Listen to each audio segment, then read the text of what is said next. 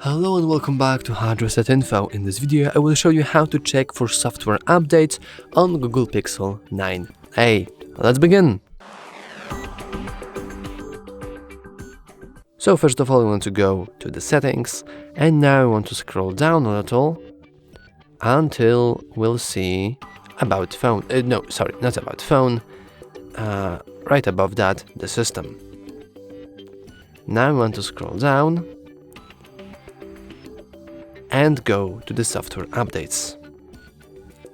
We can go to app updates, though this will actually check for updates not from the software but more about the apps themselves. As you can see, here we have the apps, but we can also go to the system update and we can hit check for update in order to check for the newest update. But as you can see, our system is currently up to date.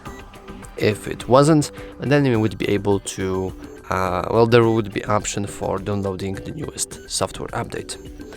And that's all for this video. If you found it useful, please remember to like and subscribe. Thanks for watching.